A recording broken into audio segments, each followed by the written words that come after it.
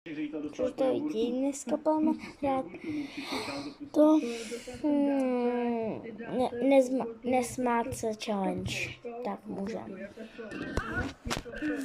Prostě jdou poslat 100 jogurtů, kámo. Je to dárce, je to dárce. Prostě je nesníc, já nevím, co s tím bude dělat, bude grilovat podle mě ty jogurty. Je to dárce, já mám to chtěl říct, je to dárce, 100 jogurtů, je to 100 jogurtů a máme, já jsem dostal briko jogurtů. Na to, plus plachtu jsem dostal plachtu, jo, to jsem dostal plachtu a dostal jsem 100 jogurtů, jo, dostal jsem 100 jogurtů a je tam 100 jogurtů, Čet, můžete mi říct, co tam je? Já nevím, co tam má, já to nevím. 100 jogurtů? Má tam 100 jogurtů, borci, nebo co tam má? A je tam 100 jogurtů, vám ještě říct, je tam 100 jogurtů, mi dárce, je to 100 jogurtů. Mohli říct, děkuju moc krát za skvělé.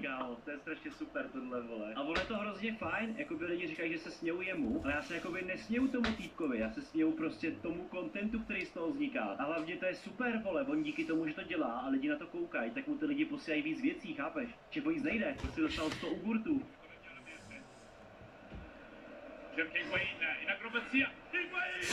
Tak co byl tam Zendelá, kámo, s tím?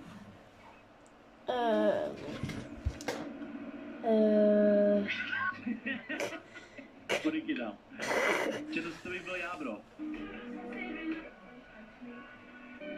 Že to mám za for you page, kámo? Že já chci nějakou funny for you page, co tam mám dát, co tam mám napsat? Tam to je hrozný bullshit tohle. Napiš funny.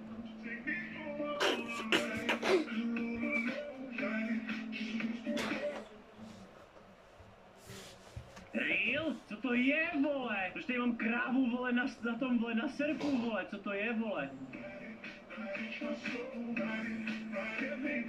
Co to je, kámo? Co to je?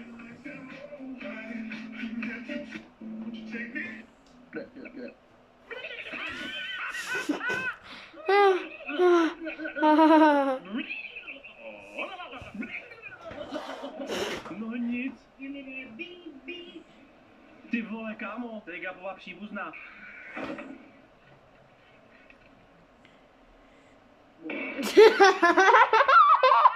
Já jsem to viděl už milionkrát a stejně jsem se zasmál. Stejně to bylo.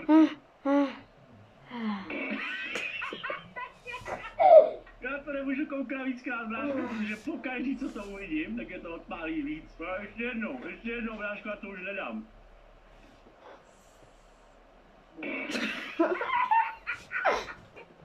Už ne? Nedám, kámo, už nebo. Sorry.